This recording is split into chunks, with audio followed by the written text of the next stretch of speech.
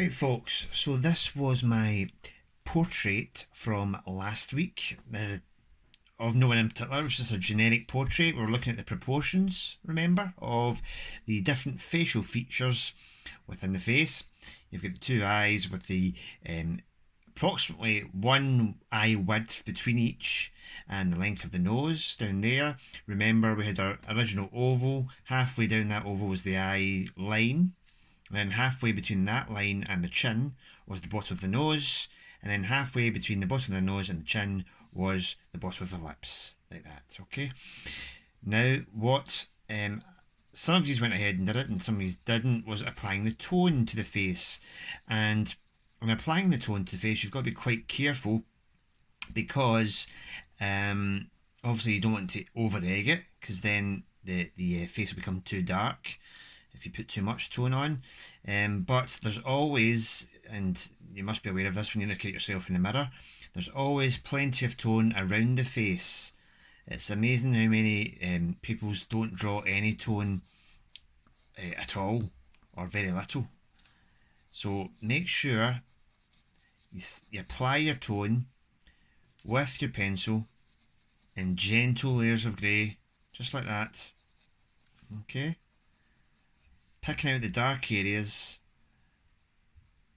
under the nose, for instance, like this, and you're following the direction of the different shapes within your face. Okay, so you're putting that on like that, and you are putting your tone into your ears and around the ears, like so, under the chin, like so there, around the lips, maybe another area, around the nose, okay. And obviously the more tone you put on the image, the more realistic it'll look, and the more three-dimensional it'll look as well. The more realistic it looks, the more three-dimensional it'll look. Put the tone around here. Now, don't be afraid to go a little darker in the dark areas, really dark areas, okay? Don't be afraid to go darker. Because you can just around the dark areas, because these areas sometimes don't put enough tone on. The lips, you can put tone on as well as putting texture on at the same time. The lips here, for instance, you're just putting the texture around there, the edges of the mouth maybe. Okay, just do that.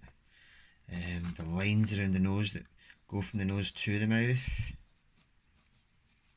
like that. Put some of that around there.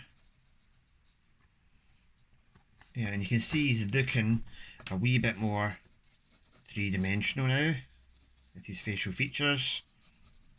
Whoever this guy is. Okay, put some darker colours through the hair to show a bit of shadow in the hair.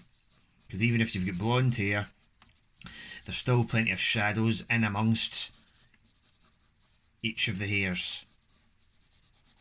Okay, so make sure you put where the hair meets the head. There's always a wee bit more shadowed around there as well. Around the sides of the face, etc. Using the side of your pencil, as always. Okay, so put more of that into your face that you done last week, and then we'll move on to the next task. Okay.